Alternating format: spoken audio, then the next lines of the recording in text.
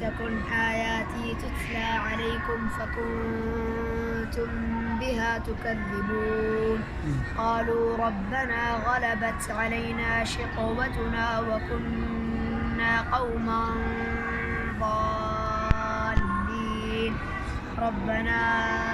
أخرجنا منها فإن عدنا فإنا ظالمون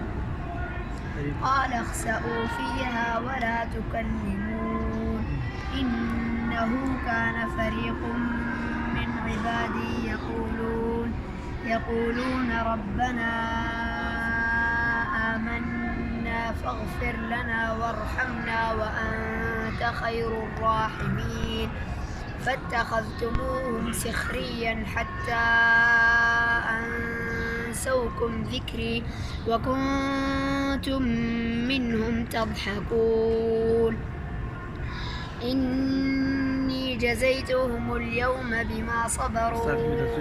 أنهم هم